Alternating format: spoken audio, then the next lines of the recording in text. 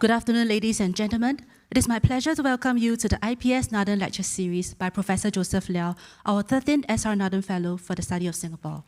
Today, Professor Liow will be delivering his second lecture titled Southeast Asia in a Shifting Global Order, Grasping the Nettle or Groping in the Dark. Following his lecture, Professor Liow will take questions from the audience in a Q&A session. The Q&A session will be chaired by Professor Barry Desker, Distinguished Fellow at the S. Rajaratnam School of International Studies and Nanyang Professor of Practice at the Nanyang Technological University. Before we begin, please allow me to go over some housekeeping rules for the event. Thank you for joining us today at the auditorium. Please be reminded to switch your mobile phones to silent mode. The lecture is being streamed live on Facebook. It will also be recorded and uploaded onto the IPS website and our social media platforms later. Please submit your comments and questions at any time during the lecture through the Facebook comment box. For our audience members here at the auditorium today, please step up to the mic during the Q&A session to ask your questions. We will try our best to answer as many questions as we can during the Q&A. We would also like to hear your views on the event. There will be a link in the feed at the end of the lecture, which you can click on to submit your feedback. So without further ado, let's invite Professor Liow to start his second lecture. Professor Liow, please.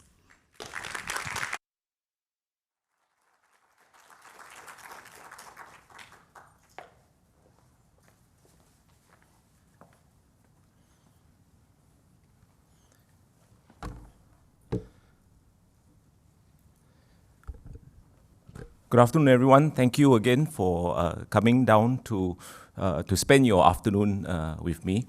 I must say I'm a bit, as Hokkien say, kancheong, or anxious today because I see a few of my ex-bosses in the audience, so there's going to be added scrutiny.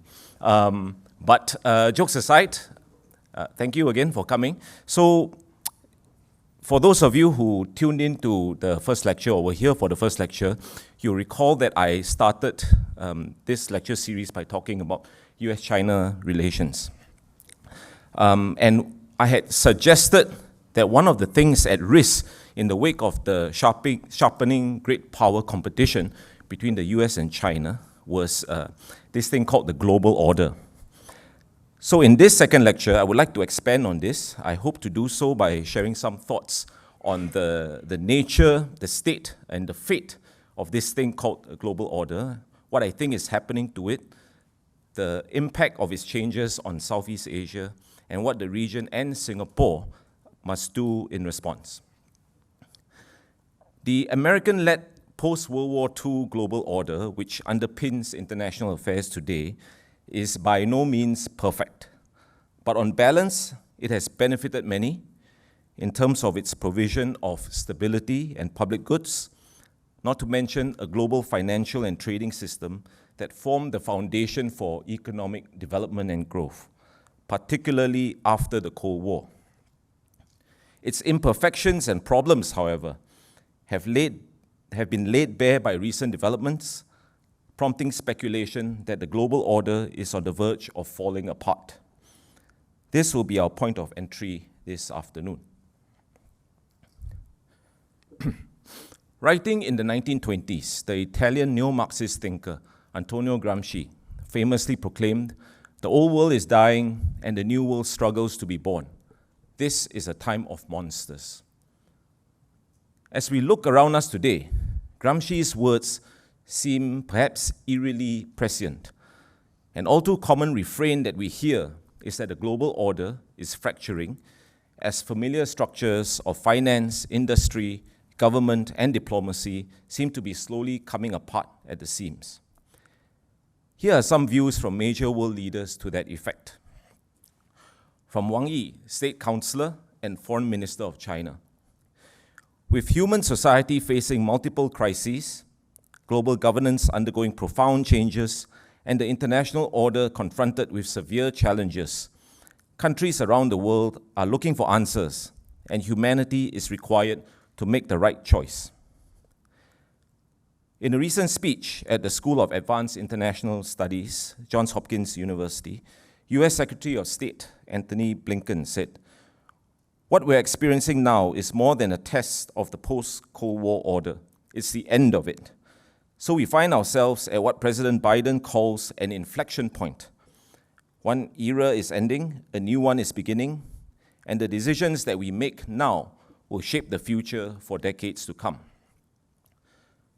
French President Emmanuel Macron: the international order is now weakened, and we have a responsibility to preserve it and at the same time to reinvent it in light of the realities of the 21st century. Back home, in his National Day rally speech earlier this year, Prime Minister Lee Hsien Loong shared his own views on the precarious state of the global order. He said, and I quote, "The war in Europe rages on. Russia's invasion of Ukraine is a continuing human tragedy and an assault on international norms and values. It is a cautionary warning to the rest of the world never to take peace for granted, and a reminder to us of the vital importance of a strong SAF. Meanwhile, the global economic order is fraying, globalization is weakening, supply chains are splitting up, countries are layering on multiple protectionist measures. This hurts all countries, but especially small, open trading nations like ourselves." Needless to say, political leaders are not the only ones wringing their hands. Major corporate leaders like Maurice Chung, the founder of TSMC, have also weighed in. Chung said recently, "Globalization is almost dead, and free trade is almost dead. A lot of people still wish they would come back, but I don't think they will come back." By these accounts then, we, the world, are at a crossroads. So as various political, social, and economic forces contrive to push back against unbridled globalization and interdependence, in the process undermining the prevailing global order. But what really is this thing called global order? Is it in crisis? And if so, why? And where is it headed? And where is Southeast Asia in all this, in terms of how our region is coping with and seeking to manage this state of flux? So what are we referring to when we talk about the global order? In its essence, the term refers to the arrangement of power, rules, and norms in an international system that serves to govern the behavior of states and other international actors, and that shape and structure patterns of activity, interaction, and relationships between them against the backdrop of globalization. Now, I would suggest that there are a few notable features to this thing we call global order. The first can be called subject matter.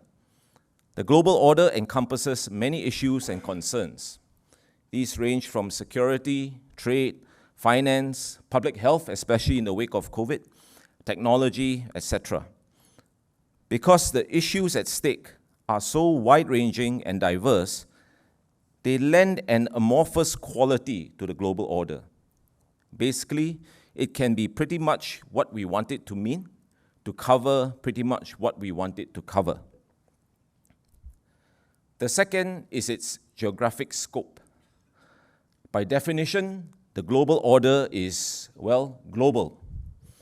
What this means is that whether we are talking about rules, norms, or the institutional aspects of global order, we are referring to something that has broad international relevance or is of global concern.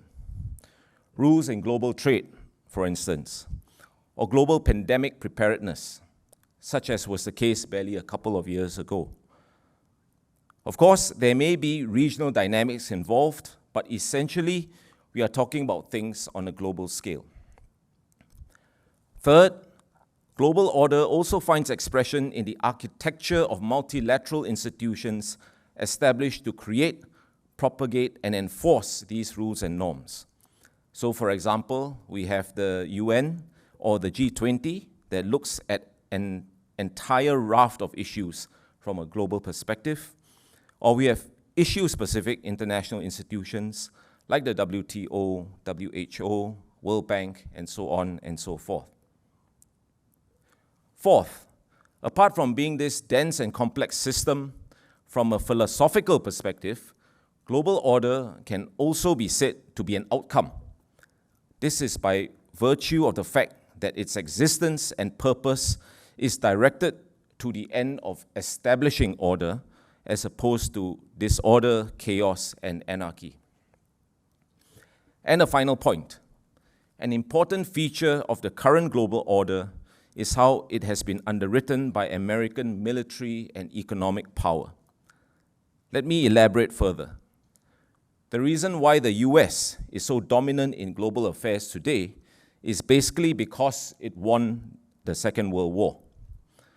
Of course, there were other victors from that global conflict, but none was as strong as the US at that point. The war decimated the Soviet Union and China and brought the curtain down on British, French, and Dutch colonialism. In contrast, the US was the only country that was more powerful at the end of the war than it was at the beginning of it. And it was on the back of this accumulated military, economic, and industrial capacity that the US could go about building a global order along the lines of what it believed to be best for America and the world. Even then, it was really not until the collapse of the Soviet Union, and with it all its pretensions of providing an alternative order, that the unipolar moment was ushered in and US dominance well and truly cemented. Now, contemporary discussions about the global order frequently describe it as the liberal international order and/or the rules-based order.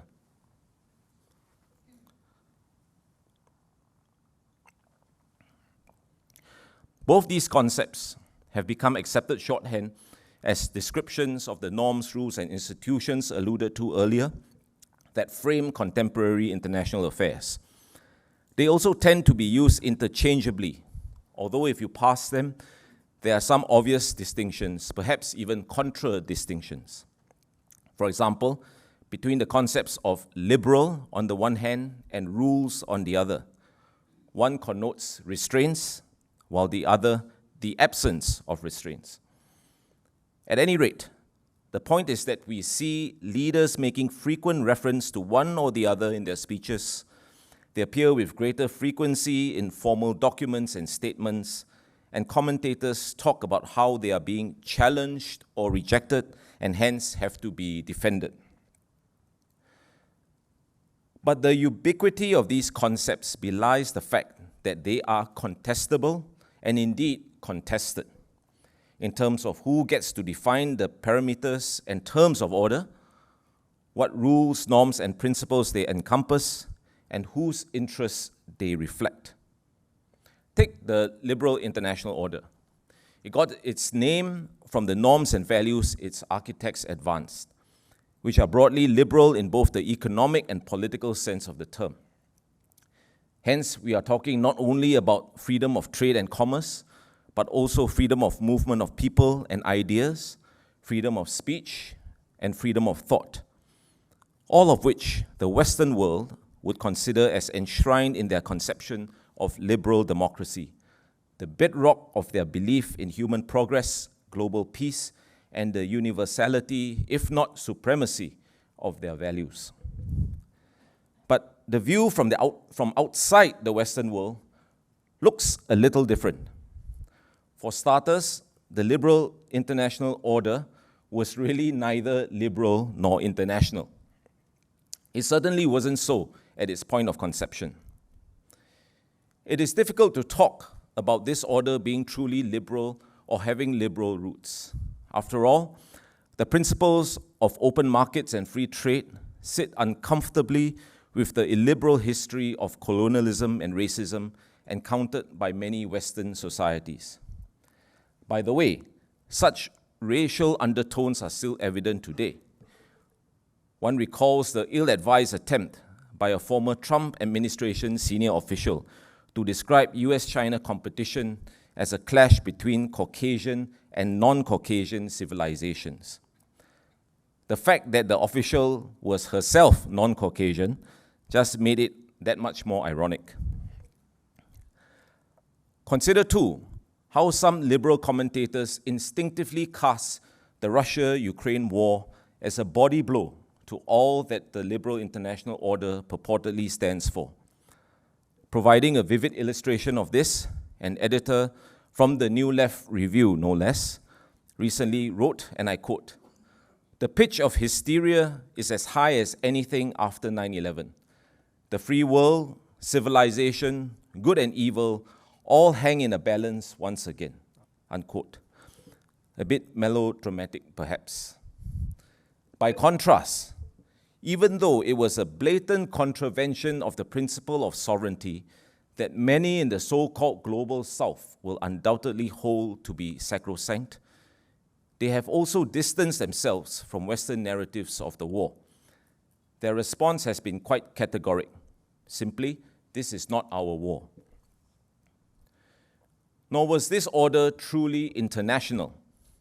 Yes, it eventually became global in scope, but it is difficult to believe it was intended to be equal as well. Instead, it was predicated on the dominance of Anglophone and more broadly European power. Sure, the principles of the liberal international order would give rise to organizations that were global in coverage, such as the Bretton Woods institutions of the IMF and the World Bank. But in reality, they were dominated by the US and Western Europe. One need look no further than the controversies surrounding redistribution of quota allocations or voting rights in these institutions to see the point. Now, the liberal international order peaked at the end of the Cold War when the Soviet Union, the primary threat to the Western system, was vanquished and the end of history triumphantly proclaimed, with free markets and liberal democracy determined to be the terminus of ideological evolution. In fact, it not only peaked during this time, it became liberalism on steroids. The unipolar moment accelerated the pace of globalization. Liberal norms of democracy, free markets, and human rights animated institutions of global governance. Perhaps the most striking demonstration of this was the accession of China into the WTO in 2002, which was welcomed in many Western, especially American intellectual and policy circles as a means through which authoritarian China would democratize. Meanwhile, Western powers articulated norms such as humanitarian intervention with newfound zeal, arguing for the protection of universal values. But in doing so, they were in fact qualifying the foundational principle of sovereignty upon which the post-war global order was built. And they were doing it in ways that many from the global south disagreed with. To them, while these principles may have appeared to be universal in essence and global in reach, in reality, they were but an extension of Western cultural hegemony, parlayed to promote Western political and economic interests. In contrast to the liberal international order, the concept of a rules-based order downplays values while foregrounding rules, or so it seems. It is, in that sense, not an order defined by the political or value systems of its architects, but by laws, principles, and institutions that govern interactions between its constituent states. Yet, as I mentioned earlier, in some cases, rules are not unambiguous. Case in point, the US and China both claim to adhere to the law of the sea. But the Chinese interpretation of it in the South China Sea departs from convention, while the US has not yet ratified the agreement on the law of the sea. Indeed, the focus on rules is still confronted by inconvenient yet important and politically loaded questions. Whose rules? Who makes them? Are they truly value neutral? Do they enjoy universal acceptance? Do they reflect the reality of the day? Now that we have established what the global order is, warts and all, I would like to turn our attention to the challenges it faces. Let's begin with the most obvious, the Russia-Ukraine war. To be sure, talk of the erosion, if not demise, of the global order was already making rounds prior to the Russian invasion of Ukraine in February 2022, which itself had antecedents in the annexation of Crimea 8 years earlier in 2014. But it has definitely gathered pace since then. At any rate, the invasion was not just about Russia's blatant disregard for the principle of sovereignty and territorial integrity of another neighboring state. It was also a major disruption to food and energy security, not to mention established global supply chains. But beyond the immediacy of that war, there are other factors at play that have dampened enthusiasm for the prevailing order and precipitated calls for its reform, if not transformation. For some, for many in fact, arguably the single most important structural catalyst of change would be the rise of China as a financial and economic power on the global stage. We all know the story well. Following the decision to reform and open up in December 1978, hundreds of millions of Chinese have escaped poverty within a generation. The Chinese economy has transformed from global backwater to factory of the world, and now a technological powerhouse. China is already leading the world in several key technologies that underpin the 21st century economy: electric vehicles, artificial intelligence, robotics, and advanced materials, to name four.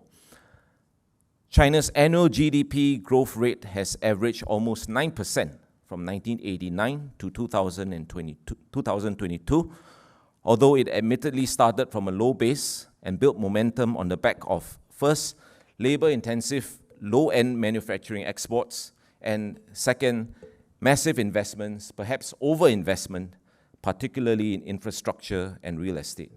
Needless to say, both are in trouble now.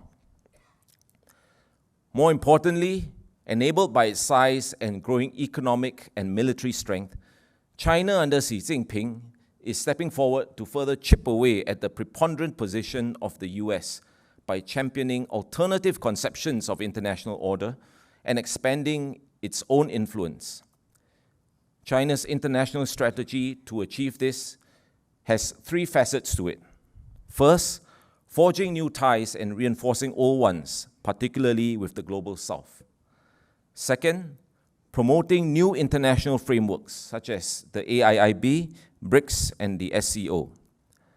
And third, articulating their own set of normative concepts to challenge the liberal international order, such as Community of Shared Futures for Mankind, Global Development Initiative, Global Security Initiative, and Global Civilization Initiative. How successful these efforts have been or will be is, of course, a separate matter.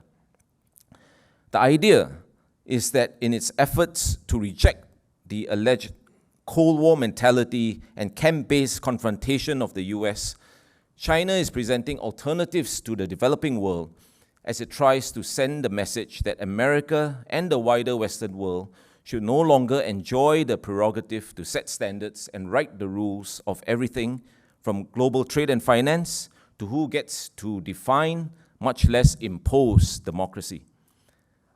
It should not be a surprise to find that these alternatives have diplomatic traction in the global South. But they do beg the question whether China is basically replacing an America-centric order with a Sino-centric one, as Xi Jinping seeks the great rejuvenation of the Chinese nation by, if I may, making China great again. The nature of the challenge posed by China actually speaks to a larger issue, and that is the sense that economic liberalism and globalization has not only widened the divide between rich and poor within societies in the global north, but also between them and the rest of the world. This is evident, for instance, in ongoing debates over the global effort to fight the climate crisis, where views of the developing economies and those of developed economies have differed sharply as to who should bear how much of the burden to reduce emissions. In my previous lecture, I referred to civilizational states. This is relevant in the case of China, obviously, but also several others, like India, Russia, and Turkey.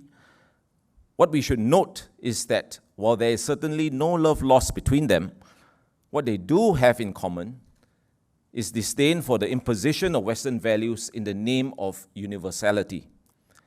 For them, The problem with the prevailing order is that it is more vertical and hierarchical than horizontal, which to them would be a more accurate reflection of the distribution of power, wealth, and ideas that exist today. Importantly, this view resonates even among global South countries that the US would consider friends.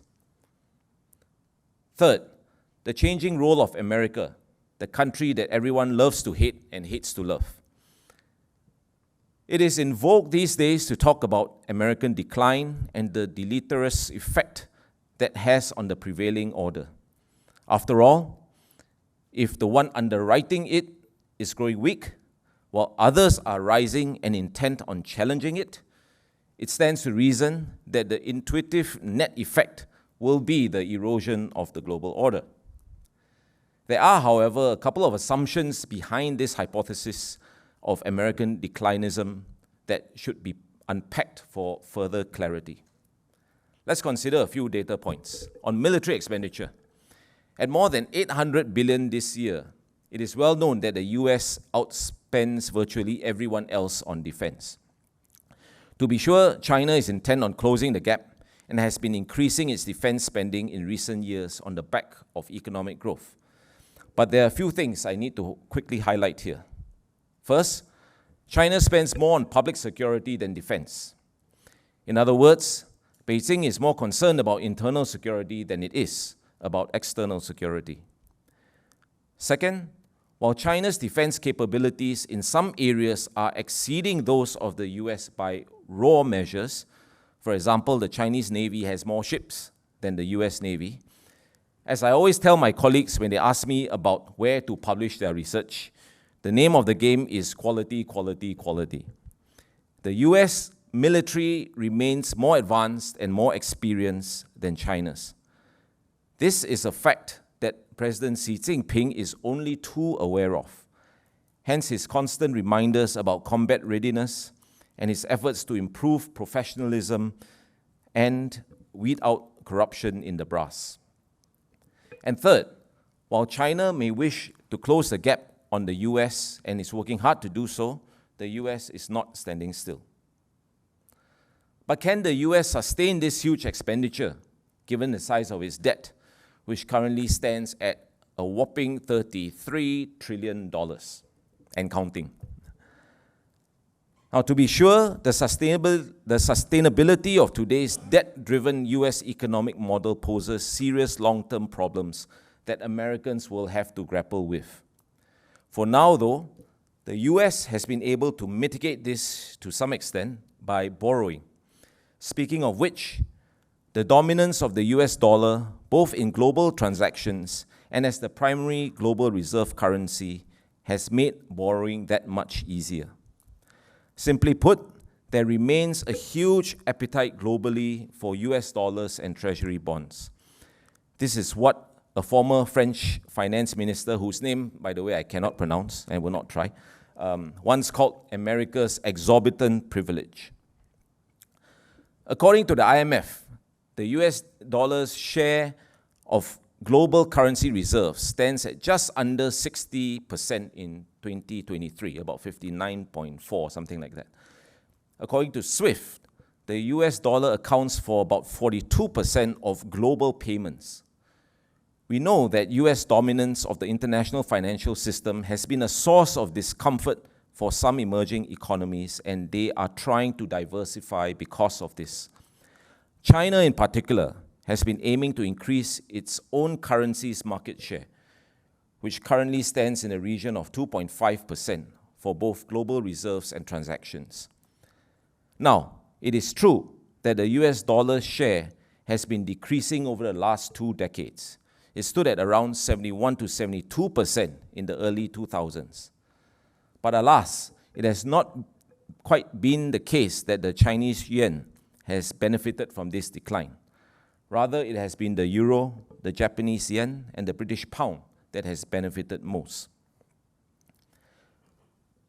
While some may question whether the US is still committed to a leadership role in the global order, it was instrumental in creating, or whether it is able to still undertake that responsibility, Others are unnerved by what the US is doing with its exorbitant privilege.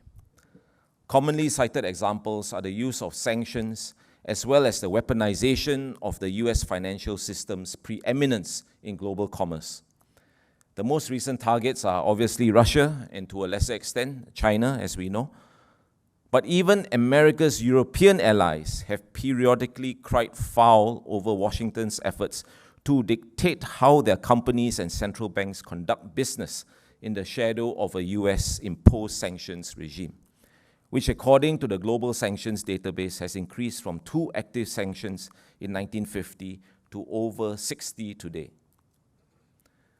Furthermore, the record of US participation in multilateral institutions where they play a key role has often been less than virtuous or less than stellar. American contributions to the UN have been inconsistent. It refuses to appoint judges to the appellate body of the WTO, is possessive about its veto in the IMF, and practically dictates affairs in the World Bank. To illustrate this last point, let me read an excerpt from a book titled The World Bank, Its First Half Century. Throughout the history of the International Bank for Reconstruction and Development, which later became the World Bank, the United States has been the largest shareholder and the most influential member country. US support for, pressure on, and criticisms of the bank have been central to its growth and the evolution of its policies, programs, and practices, unquote. Just so you know, this volume was actually commissioned by the World Bank as an institutional history of itself. Indeed, it is for this reason that the newly expanded BRICS has coalesced around the idea of de-dollarization.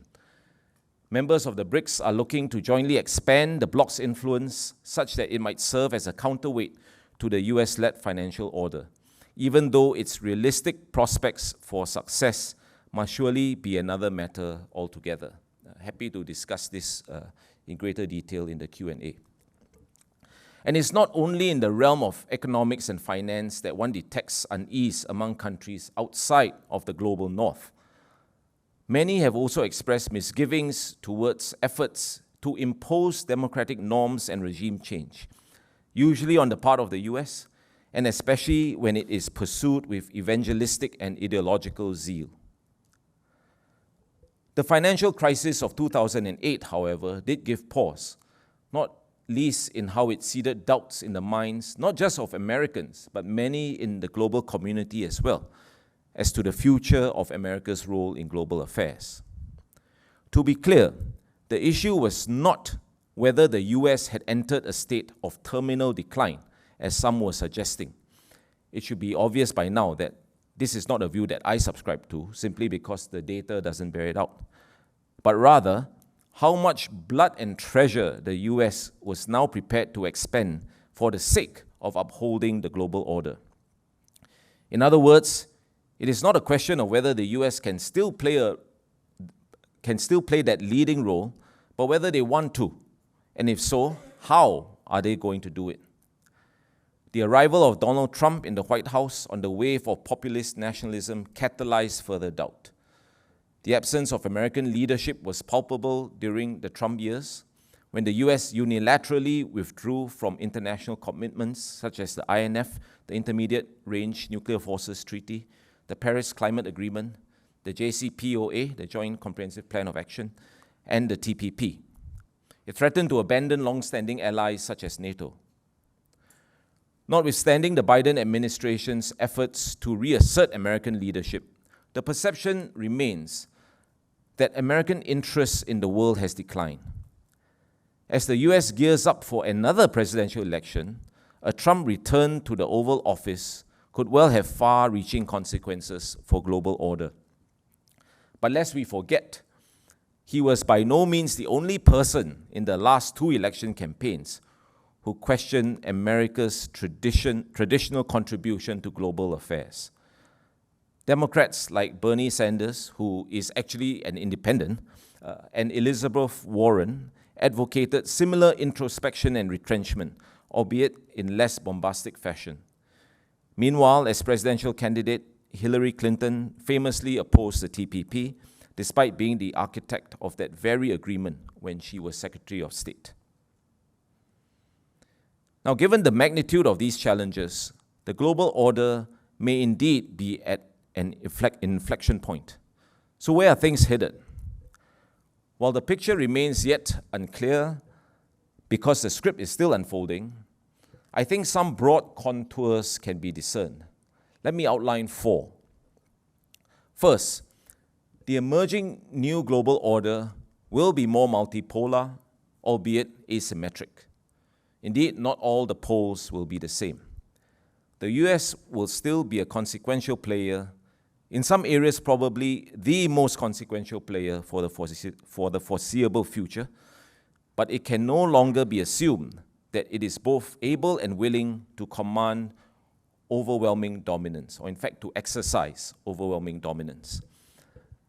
As considerable as they are, American influence and resources are being stretched even as their leaders have to deal with domestic opinion calling for the prioritization of the economy and international opinion that questions America's approach to the world and exercise of power in it. Meanwhile, others have emerged to seek larger roles. The EU and European powers like Germany and France may themselves have vested interests in the prevailing order, but in certain areas, they have distanced themselves from the US. The rise of China and India pose robust challenges to the Western liberal economic and political models in different ways.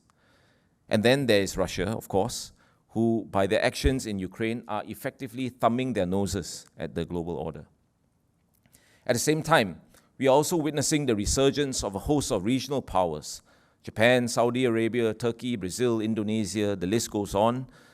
They're all increasingly vocal and active in their respective regions, seeking to assert greater influence. Describing what is unfolding, Robert Blackwell and Thomas Wright, 2 prominent American foreign policy intellectuals, have written, "The world has moved away from a Kissingerian standard of world order in which nations work within the same set of constraints and aspire to meet the same set of rules, toward a model where many countries choose their own paths to order without much reference to the views of others." Unquote. Second, the future world will not be a seamless reflection of the values of the previous order. Sure, some principles like sovereignty and international law will still command great purchase, but others, such as liberal democracy, free markets, and human rights, will increasingly be subjected to contention. And because it will be a multipolar system, it follows that the norms and values that states will look to govern their interactions will derive not just from one preponderant power. Instead, it will have to reflect a more diverse range of views and perspectives that would invariably represent what will be a more complex multipolar order. Third, certain aspects of globalization that we have come to be familiar with will change. With the steady drumbeat of de-risking and onshoring in the context of US-China rivalry, it has become fashionable to talk about deglobalization. Free trade and the free flow of capital, cornerstones of the Western liberal economic system, are coming under stress for 2 reasons.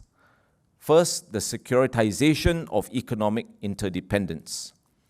After years of expanding and deepening trade and investment ties, the 2 largest economies of the world are now delinking in the name of national security. Second, populism.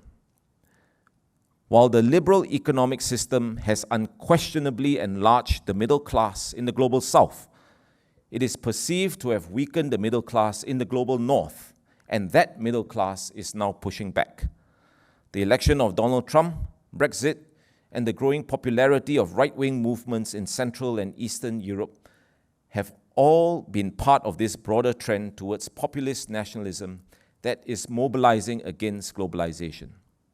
And don't forget, before Trump, before Brexit, there was already the Occupy movement, which saw global mobilization of various left-leaning populist groups against inequality blamed on large corporations and the international financial system.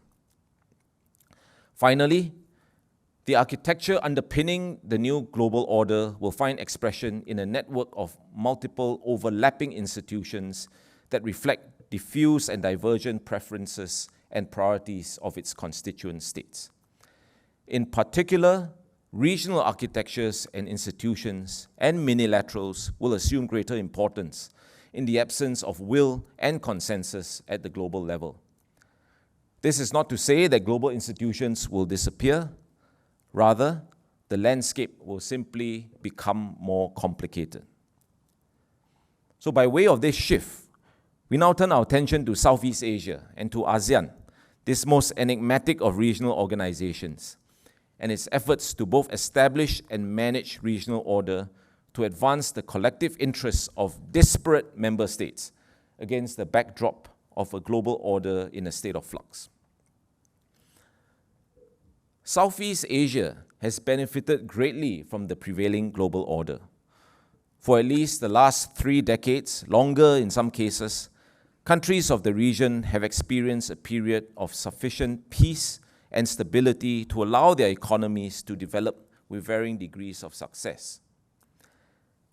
That ASEAN itself is invested in an order that is rules-based should be evident from the organization's founding documents as well as its charter, through which they have committed to the rule of law, principles of the UN Charter, and peaceful settlement of disputes. However, commitment to a rules-based order does not automatically mean commitment to the rules-based order. What I mean is that for Southeast Asia, it has been about building rules that are fit for purpose for its own geopolitical environment and to fulfill the overarching strategic objective of regional order building, which was, is, and will in the future still be the management of disparate and at times divisive interests, not only among Southeast Asian states, but between them and external powers as well. In thinking about how Southeast Asia can achieve this, it would do us well to remember that from a historical perspective, the region has been in this position before, of having to deal with sweeping changes affecting order in their backyard. This may indeed be a cliche, but it doesn't make it any less true. Southeast Asia's present has very much to do with how it interacted with, managed, and localized external influences in its past. From these interactions, several different regional orders arose: Sinic, Indic, Persian, and Islamic, to name a few, that emanated from power centers such as Ming China, Majapahit and Mataram in Java, Ayutthaya in Siam, and Pasai in northern Sumatra. This was later followed by the colonial order, predicated on new European power centers that plugged their Southeast Asian colonies into networks of transnational trade, and when the Industrial Revolution took off, to early global supply chains. In the immediate years after independence, during the first 2 decades of the Cold War, many Southeast Asian states, new Southeast Asian states, even tried to distance themselves from both the American capitalist order and the Soviet communist order, choosing instead to be part of a broader non-aligned movement. Yet perhaps most significant for our purposes was how Southeast Asian states responded collectively to shifting geopolitical winds by corralling together as ASEAN, a multilateral organization initially formed to manage relations between its members, but soon after found itself absorbed by the need to create strategic space and manage a fast-evolving regional order in a way that preserved their autonomy. In the aftermath of Indonesian confrontation against Malaysia and Singapore in the early 1960s, a platform for reconciliation was required to manage lingering distrust after Jakarta's change of government and policy direction. ASEAN was created in 1967 for that purpose. In the face of US withdrawal from the region and the fall of Saigon in the mid-1970s, the first ASEAN summit convened in Bali, and the Treaty of Amity and Cooperation was conceived and signed. That treaty now has, I believe, 54 signatories, the most recent being Kuwait, Panama, and Serbia.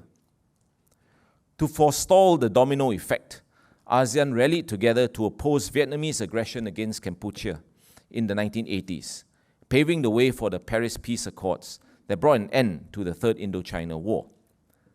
Amidst uncertainties at the end of the Cold War, ASEAN formed the ARF, ASEAN Regional Forum, to frame discussions and debates on the shape of the post-Cold War order in the Asia-Pacific.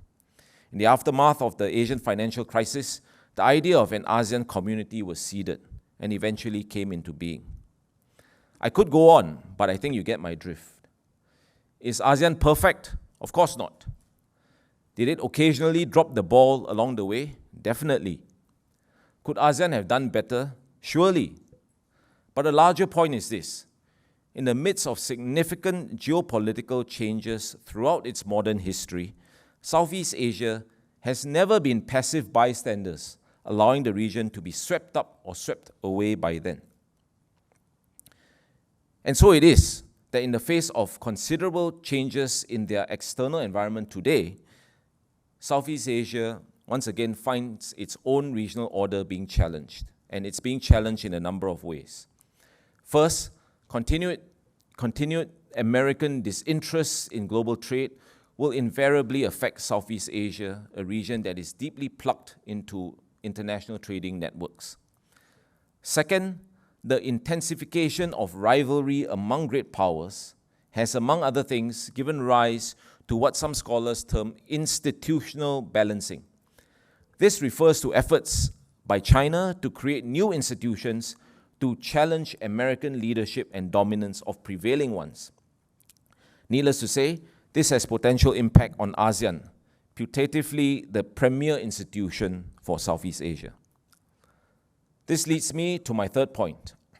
If we accept that the world is transitioning to some kind of new order for all the reasons I enumerated earlier, it follows that because of what is at stake, ASEAN must consider how to exercise agency in terms of making, modifying, and shaping, or if necessary, preserving the rules, not least on its own turf. The evolution of the Indo-Pacific as a strategic concept illustrates this dilemma. Geographically, Southeast Asia lies smack in the center of the Indo-Pacific by virtue of its location straddling the Pacific and Indian Oceans. But this does not ipso facto make it central politically. Now, location might be the determining factor for property valuation in our booming real estate market today, but not quite when it comes to the politics of geopolitics. While there have been earlier iterations of an Indo-Pacific concept, including an Indonesian version, it was when President Trump introduced his vision for a free and open Indo-Pacific in late 2017 that the idea started to gain serious traction. Since then, the Indo-Pacific has become signal strategic nomenclature for our region. With the exception of China, all the key actors have articulated an Indo-Pacific policy, strategy, tilt, or vision. To ensure it has skin in the game, ASEAN unveiled its own AOIP, ASEAN Outlook on the Indo-Pacific, in, I believe, 2019. It had to do so in order to make sure that ASEAN was, if not central, then at least relevant and visible at the table. This, of course, brings us to the topic of ASEAN centrality, that bewildering concept at the heart of ASEAN's conception of order, and that at once holds out hope but also flatters to deceive. Detractors dismiss it as nothing more than chimeric fiction. Champions mistake it for incontrovertible fact. Like most things in life, the truth probably lies somewhere in between. Ask anyone familiar with ASEAN what ASEAN centrality means, and chances are they will instinctively point to the organization's convening power in the first instance. The ASEAN circuit provides useful platforms where most, if not all, major powers regularly meet. This is no mean feat, all the more so given the divisive geopolitical climate today. But the question ASEAN should ask is whether it is satisfied for such performative elements to be an end in itself, or whether They are but means to a larger end of advancing Southeast Asia's collective strategic objectives and interests. To that end, I invite us to cast our minds back some 40 years to the Kampuchean conflict, then comprising 5 members, and at some point 6 with Brunei. ASEAN was compelled to step up its proactivism as regional interests threatened to be overwhelmed by those of external powers. ASEAN centrality was on display not in the resolution of the conflict per se, that came about through other larger forces at work, but rather by member states overcoming deep differences to coalesce around shared objectives and, importantly, to coordinate efforts towards achieving them, and the discipline that they maintain over more than 10 years of sticking to the script, so to speak. We should also be circumspect in how we interpret the acknowledgement of ASEAN centrality by major powers. It goes without saying that it is good these powers all profess support for ASEAN centrality. But we should still ask, why do they, who would intuitively want to be at the center of things, accept and allow this collection of small and medium-sized states to claim centrality? There are, I think, essentially 2 reasons. First, ASEAN serves a purpose for them. Second, there is no cost to them acknowledging ASEAN centrality. Therein lies the tension between possibilities and constraints for ASEAN insofar as centrality is concerned. Of course, we all hope that ASEAN can sharpen its strategic proficiency to get ahead of the new and fast-evolving global and regional landscape. After all, it managed to do that in the past. But at the same time, this requires it to be realistic about what its constraints are and what it can or cannot achieve, particularly now with 10 members and possibly an 11th on the way. So how about Singapore and our options as a small state caught up in these massive global transitions? First and foremost, we have to continue our efforts to reinforce the importance of rule of law and international law in our foreign policy. I noted earlier that the rules-based order can be somewhat amorphous, but for Singapore, we have to be very clear about what our understanding of it is. At its heart, it has to do with the foundational and non-negotiable principles of sovereignty and the rule of law. Second, we should continue to place emphasis on international institutions and inclusive multilateralism, foremost of which should be ASEAN, right in our own backyard. Multilateralism has proven a crucial, if imperfect, vehicle through which Singapore has been able to amplify our voice in order to do what we can to shape our external environment. And if I may say so, ASEAN is, for obvious reasons, more important than most in that regard. Finally, to expand our economic space, Singapore must also continue to stress the importance of an open global economy and trading system. Even before independence, our lifeline had been international trade. We must continue to be plugged into global networks and where opportunities arise to create new ones. Because of limited resources, we must build and nourish strategic partnerships in areas of national priority or where we have competitive advantages to bring to the table.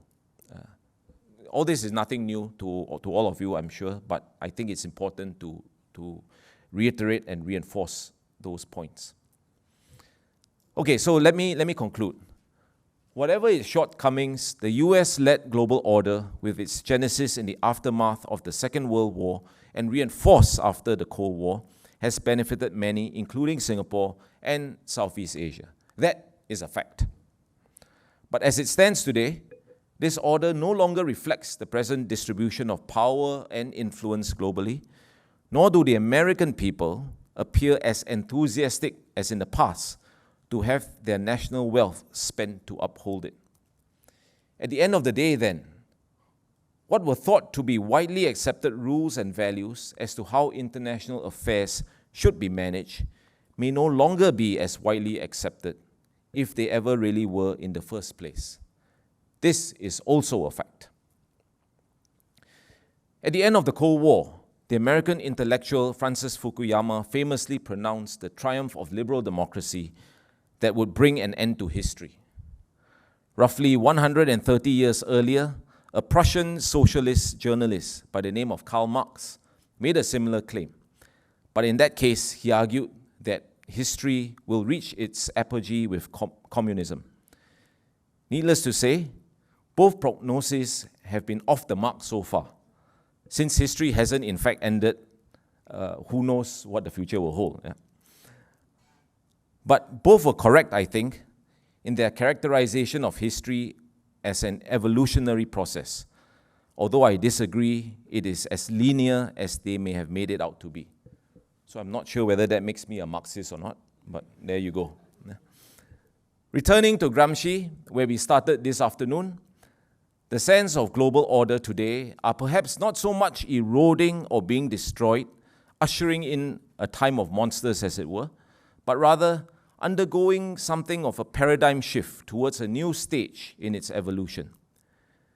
This is because what we know as the global order was never a coherent system of nicely synergized and compacted parts in the first place. It was always amorphous, given to different interpretations according to different interests and objectives. Yet because of this, together with ASEAN neighbors, Singapore must now adjust to these very evolving configurations and realities. And we must do so with a clear sense of both national and regional interests. Even better, if ASEAN can collectively work together to proactively get ahead of them. Thank you for your attention. Look forward to the discussion.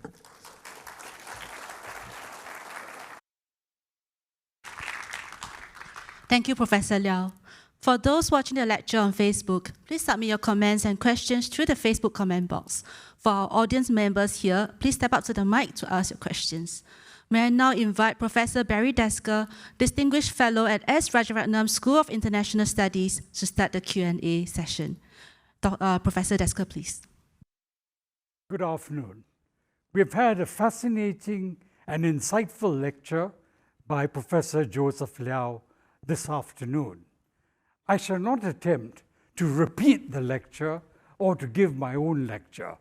What I will do is to highlight 3 takeaways which I took from this lecture. The first is Professor Liow highlighted that the global order built by the United States, the preeminent power after the Second World War, is now under challenge. It no longer represents the present distribution of power and influence. The second key point is that the emerging new global order is multipolar and asymmetrical. Norms and values will not derive from one predominant power. We have multiple overlapping institutions and the rise of regional institutions, and also intense rivalries among great powers. In this context, in the Southeast Asian region, and this brings me to my third point, there is a need for ASEAN to exercise agency to shape the rules, especially with respect to the region. The significance of ASEAN centrality was highlighted by Joseph Liow. He emphasized ASEAN's convening power, but raised the question whether it is a means to an end. My reaction to this is that scholars, academics, statesmen, and diplomats seek a world of order. What, however, if we are heading for a world of disorder, in a world of intense power competition, a shift away from consensus and international governance by norms and values, except as a tool to undermine your opponents. And instead, there is an increasing emphasis on transactional relationships. In this context, and we already see it in the region, where ASEAN states are taking divergent positions, whether it is on the Russian invasion of Ukraine, the South China Sea issue, and the Israel-Hamas war. The emphasis has been, and we always reiterate it, ASEAN's centrality. That ASEAN is in the driver's seat, shaping regional rules and outcomes. But if I may be politically incorrect, could ASEAN be merely a chauffeur as regional developments are being shaped by great power competition? The question I therefore pose is, how should Singapore act in such a scenario? Thanks, Barry, for that question. There's another lecture, and I shall start now. No, just kidding. But very briefly, I think that's a very pertinent point, and I think you really sort of nailed that perhaps even existential, if I may, existential issue for ASEAN, because it speaks to this question of ASEAN's relevance. Right? I think my view is that first and foremost, ASEAN and certainly Singapore, we have to be realistic about, as I mentioned in my lecture, we have to be realistic about the limitations and constraints that we all have. I had alluded to what ASEAN managed to do successfully, and a number of you, Keng Yong, yourself, Barry, were very much involved in that process in the 80s. But sometimes I ask myself whether that was not just a very different era, but a very different ASEAN. Right? It was the original 5 member states that through a period of then about 2 decades, right, managed to create this understanding. I wouldn't go so far to say that it was a common identity. I have issues with people who argue that somehow there's some sort of identity that has emerged that has gelled the entire region together. But certainly an understanding of each other's interests and the importance of acknowledging that everyone was on the same boat together. That has become very that has become very difficult to retain in my sense, in my view. It's become very difficult to retain with the ASEAN of today, which is much more diverse, which is larger. And this is why some people, in the prospect of a further expansion of ASEAN is discussed, there are even greater concerns that some people might have. So I think first we have to bear in mind the limitations that ASEAN has. And ironically, the better a sense of the limitations we have, the better our chance of actually getting things done.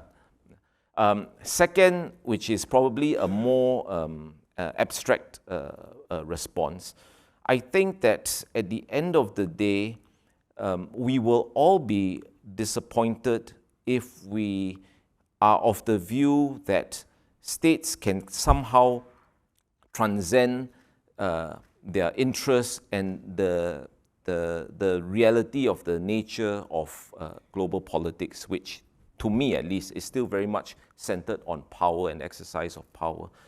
To believe that you can have that sort of very deep kind of what constructivists will call identity that brings everyone together. Yeah, I think my own view is that is a very risky view of the world, a very risky approach. And in fact, the developments that you had pointed out, Barry, just reminds us again about how difficult it is just to foster understanding among member states in ASEAN about what are each other's core interests, let alone trying to transcend that. So I would caution against that. Could I invite questions from the floor? There are 4 mics around the auditorium. Please head directly to a mic.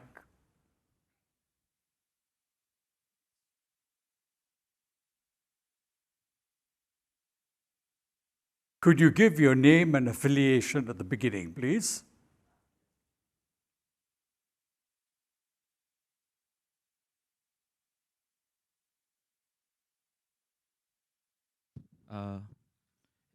You can all still hear me, I hope.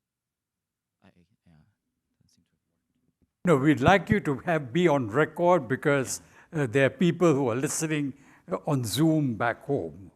Yeah, sorry, it was just a microphone. But I hope this is still legible for most. My name is Ming Son. Well, I'm actually talking to my boss, technically. I'm his research assistant from Nanyang Technological University.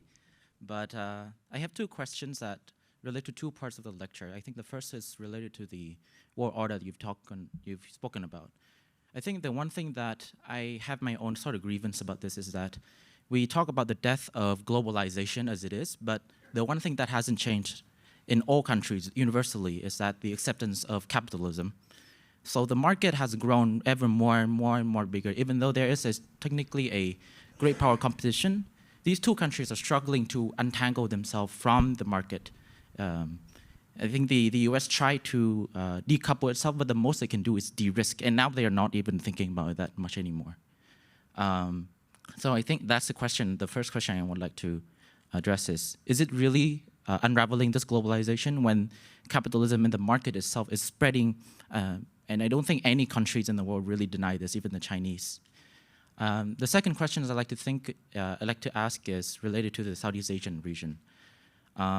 I just wanted to circle back to the history of Southeast Asia, where I think regional dynamics once plays a critical part. In the past, it was the Third Indo-China War between Thailand, Vietnam, and Indonesia and Malaysia. Do you think now that these great power competition have sort of returned to the region with a lot of tectonic shifts in the region, where the majority of US treaty allies are actually shifting towards China, whereas the communist one is actually shifting towards the US? How would this really affect sort of the strategic space of the smaller states in the region, including Singapore? So these are two questions. Thank you. Oh, please. Okay, thanks, Min Son. I take your second question first. Kong Yun Fong is not here because he and I are part of this project where we are trying to sort of map or in fact quantify the sort of shifts, right, of Southeast Asian states in their relations between the US and China. But the reality is that what we have found is that there's quite heavy concentration in the middle. Yeah. So I don't think, I mean, I read a lot of reports about people saying that, this and that Southeast Asian country has gone with China or gone with the United States. But I'm not quite sure if you really try to look at the data that the data bears it out. Yeah. I think it speaks to the kind of latitude that Southeast Asian countries want, to exercise and are actively exercising. Now, that is not to say that they will not find themselves squeezed more and more. That's another discussion, and I've mentioned before that is a concern, right? That the space that they have to maneuver might start to shrink. But the fact of the matter is, I don't think any of the Southeast Asian countries are entirely in one camp or the other. Now, to your first question about the purported death of globalization and the sort of paradox, right? Because as far as markets are concerned, it's very much globalizing. I think you're absolutely right. I think the people who talk about the death of globalization are being a bit dramatic about it. I think the issue is not the death of globalization. The issue, to my mind, is really how the most powerful economy and military power, which is the US, is using that power. Yeah? Again, if you look at I alluded to it in my speech. You look at the BRICS. Let's set aside for a while whether or not it will actually be a success, which personally I don't think it will. But why did they coalesce the way they did in the first place? Because you think about it, initially, how did the BRICS come about? The BRICS came about because some banker, Jim O'Neill, right, from Goldman Sachs, sort of just listed down emerging economies to look out for, right? And then it was BRIC first, right? South Africa came later. But then fast forward to today, it's become this serious effort at challenging American economic dominance. And I think that is the primary issue, more so than deglobalization. It is the fact that it's the reverse, right? We are so globalized, but at the same time, so much of it hinges on one power that any fluctuation in any inflation in that power, any fluctuation of interest rates in that economy, it affects everyone to a very extensive degree, right? And then also how it uses that power in terms of sanctions and compelling states to behave this way or that way, and how they behave in multilateral institutions as well. Yeah. So I think that more so than this abstract idea of the death of globalization is the issue of concern for everyone. Please.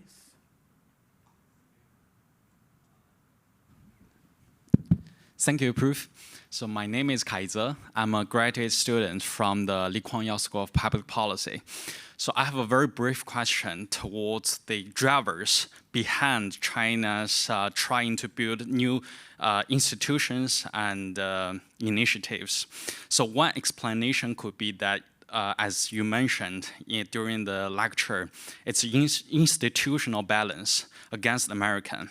But there has a saying says that China proposed, there has a thing called a group of friends of the global development initiatives, group of friends. So something like this, it's you cannot interpret it immediately as a kind of against the current institutional establishment.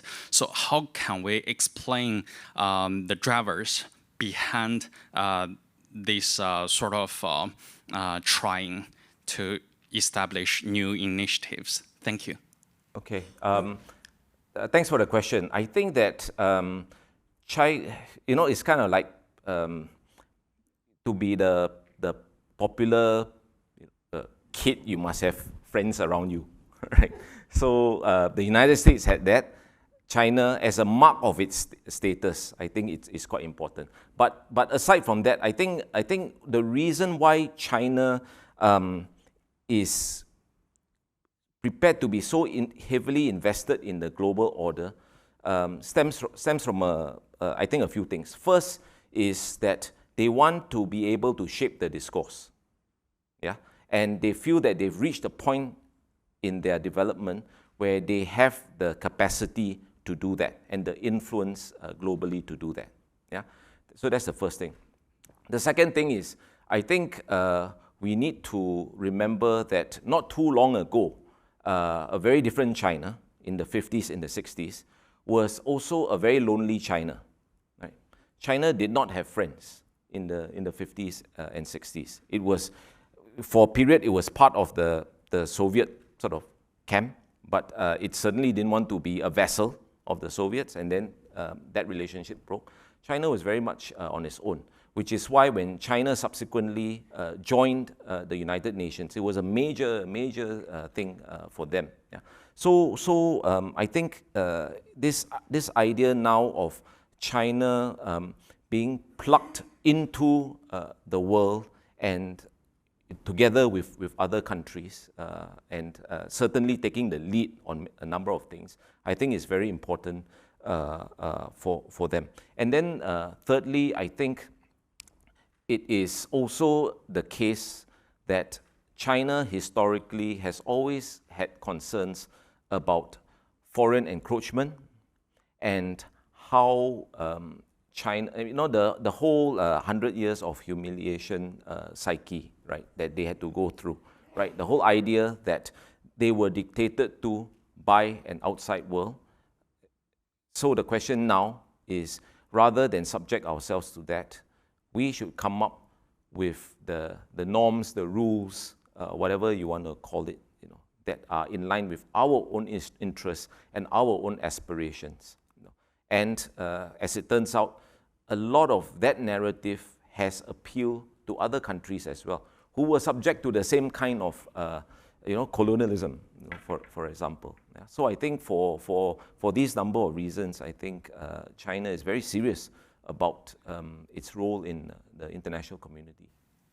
Well, we have, from those who are listening at home, a question which actually raises issues regarding what is actually happening with regard to BRICS.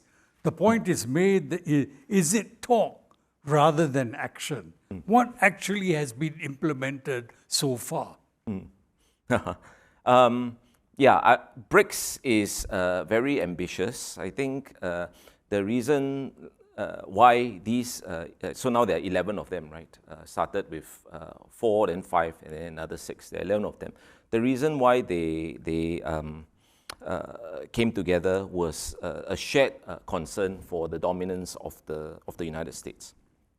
But I think BRICS, there's some structural challenges that the organization will encounter, is already encountering. Number one, it may be 11 countries, but primarily it's one, China, right, which commands the lion's share of the economic growth and the wealth of the 11 countries. Problem number two, the level of trade. I don't have the data with me here now, but the level of trade between BRICS countries is actually not very high. It's actually not very high. Actually quite low. Yeah, it's actually quite low. Just to give you an example, in the case of China and Argentina, one of the newer members of the BRICS, right? I think a year or two ago, they concluded a currency swap of $8 billion, whereas China and South Korea had arranged a currency swap, I think 2014, 2015, something like that, already to the tune of 20 plus $30 billion. Yeah. So the magnitude of, so my point is, from China's perspective, their main economic partners are not in BRICS, but outside of BRICS. That's the second point. And the third point is, a lot of the countries within the BRICS, primarily China and India, really, have political issues with each other. Yeah? So managing that relationship is going to be very tricky. In fact, if I may say so, there's a lesson for that organization to learn from ASEAN. Because when ASEAN was formed, the whole intent of ASEAN was to create a mechanism to manage relationships, at that point, difficult relationships between member states. Yeah, so maybe they should have a talk with ASEAN about how to do that. Please. Hello, can you hear me? Okay. Good afternoon, Professor. My name is Danes. I'm a master's student from RSIS. And I would like to ask a question. First of all, I'm very sorry if my question is very depressing. I would like to ask regarding how ASEAN should be moving forward, or even is it even possible to moving forward in this chaotic and the changing global order? As we know that ASEAN heavily rely upon the willingness and the political wills of its member states to move in some direction at all. But as we have seen, especially in 2012, the failure to create a joint communique on the South China Sea, we see that the extra-regional power have a lot of influence on the interest and the direction of the ASEAN member states. With that in mind, I would like to ask that how ASEAN should react. Is it even possible even for ASEAN to react with the divisiveness of its member states? And specifically how Singapore could create this convening power to, at the very least, move ASEAN forward towards something in response to this changing global order. That's all. Thank you. Thanks for the question. I think that whether or not ASEAN can pull it off, whether ASEAN can move forward as a group and overcome their differences, I think a lot of it, I feel, depends on what we actually want it to do and what ASEAN actually wants, what ASEAN member states actually want ASEAN to do, right? I say this because I personally feel that it is a mistake to think that ASEAN is like that ASEAN has the prerogative on everything that happens in Southeast Asia, and that we should be, as Barry mentioned, in the driver's seat and setting the direction and dictating everything that happens in our region. I think that some people actually think that, but I don't. I think that would be a recipe for disaster. I think ASEAN, at this point in time, that is maybe a step too far for the organization. I mean, we cannot dismiss the reality of just how different the 10 countries in ASEAN are and how difficult it is to manage the relationships between them. I always use this example. In the past, I'm sure you study ASEAN, you know that there are goodness knows how many meetings, right? 1,000 meetings, few thousand meetings a year. And then you sort of wonder, why is it you need so many meetings in the ASEAN calendar, right? But you look at the issues that ASEAN wants to tackle, and you look at the reality that at the start of the discussion, you have 10 countries probably coming at the same issue from 10 different positions. It is not easy to get everyone to the same destination, right? To put it quite simply, you need many meetings for that, right? Which to me, at least in part, explains the necessity for all these meetings. But the larger point is this, that and I mentioned it earlier also, we have to be realistic about what ASEAN can and cannot achieve.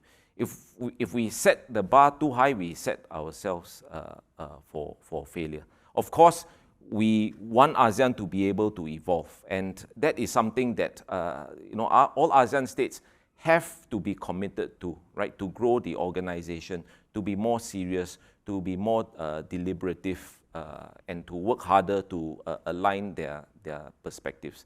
I think in the past, in the 80s, when you had those 5 countries, it was half the size of ASEAN today, but it was not easy for Indonesia, Malaysia, Thailand, Singapore, Philippines to align their perspectives with regards to China and Vietnam, right? In fact, if you remember, the Indonesians and the Malaysians were prepared to go another way on this issue of Vietnam and China, right?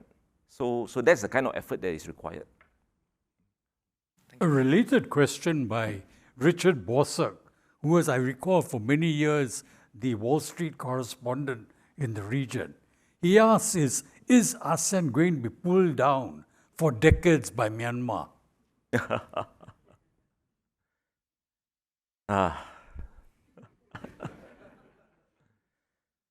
I think Myanmar is an issue that has somewhat divided the organization. And it's certainly not new. Unfortunately, it's in a sense a replay of an old script. But I will raise two points, sort of polar opposite points for us to consider about this issue. The first is, you have ASEAN with its 5-point consensus trying to stick very closely to it, trying very hard to have a map and mechanisms to move things towards the 5 points. And the junta at this point doesn't seem too interested, right? Their position remains that, you know, until we resolve the violence, we're not going to be able to talk about this. Yeah. So, so the Thais, for their own reasons, have gone off and started a parallel discussion with Myanmar on it, with the junta. Now, I'm not sure the extent of discussion or coordination between the Thai process and the ASEAN process, but I feel that there really should be. I think that there really should be efforts to try to at least, if not align, at least to synchronize and build on each other's efforts in that respect. So that's one perspective. The other perspective, it's somewhat controversial, but I'm just putting it there for us to think about. When ASEAN decided to take Myanmar in as a member state in the mid-1990s, and then of course Myanmar joined in 1997, the discussion then, among other things, was the question of if Myanmar doesn't come into the ASEAN fold, the risk of it sort of gravitating towards China out there is high and is risky. Yeah. So as difficult a decision as it is, because of what was happening or what had happened in Myanmar domestically, the decision in terms of the larger strategic picture was to take in Myanmar. So we fast forward from 1997 to today. The question, maybe you all go home tonight and think about it. The question is, Myanmar has certainly benefited from membership in ASEAN. How much has ASEAN benefited from having Myanmar in ASEAN? Do a cost-benefit analysis. I won't tell you the answer. I have my own views on that, but you know, think about it. Well, we have it's probably our final question. Lee Suan from the Yusof Ishak Institute. She asks and makes the point that we have talked a lot about how the US-China competition has affected Southeast Asia. Do you see the Israel-Hamas war further complicating the geostrategic dynamics in the region, especially with regards to attitudes towards the US vis-a-vis China? Vis-a-vis China. The simple answer is yes, I think so. I think this will, as the situation in Gaza unfolds, I think that increasingly it is going to be, in a sense, a geopolitical issue for us in Southeast Asia in a number of ways. The first is,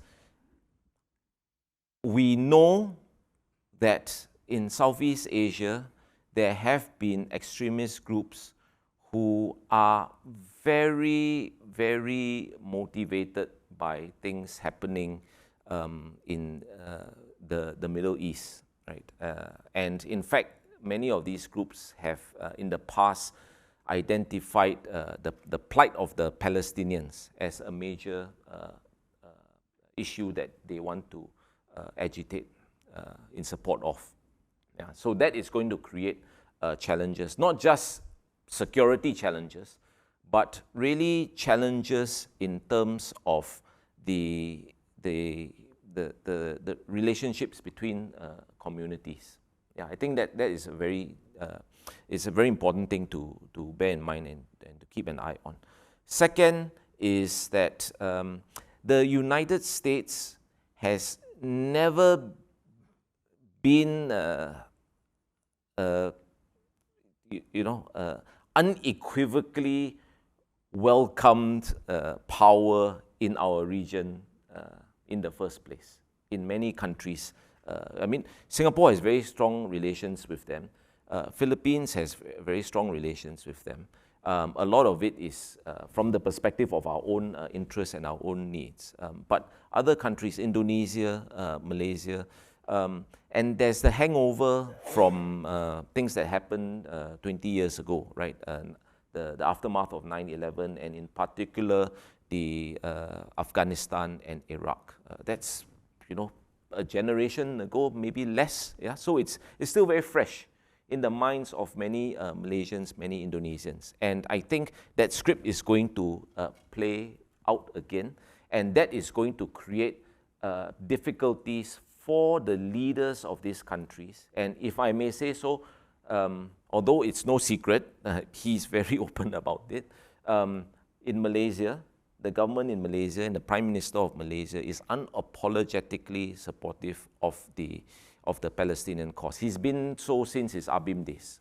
Yeah, so it's perfectly understandable. But the problem is when you look at other larger geopolitical contexts, and in terms of what the Malaysians can or cannot do with the United States, which has nothing to do, by the way, which may not have anything to do with what's happening in the Middle East, in, you know, probably South China Sea, climate change or whatever.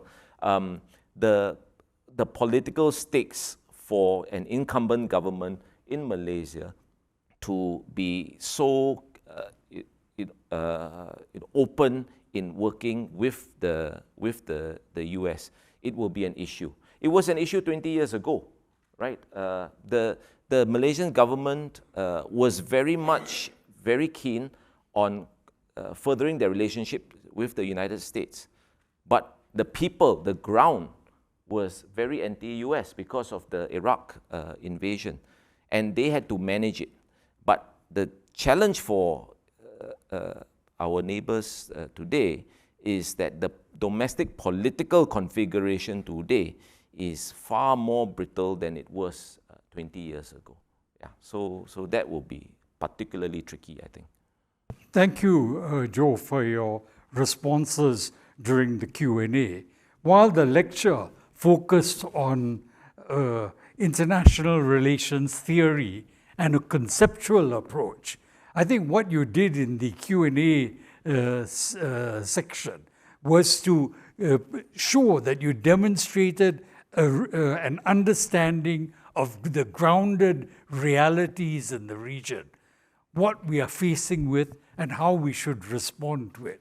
Could I ask you to join me in thanking our speaker today, Professor Joseph Liow? Thank you. Thank you. Thank you, Professor Liow and Professor Desker. We've come to the end of today's lecture. We would like to hear your views on the event. Please click your link on the Facebook feed or scan the QR code on the screen to submit your feedback. Professor Liaw's third and last lecture, titled Mind the Gap, Pluralism and Pluralization in Southeast Asia, will take place on 27 November. Details will be on our website and IPS Facebook page. We hope to see you then. Thank you all for attending today's lecture. Have a good evening ahead.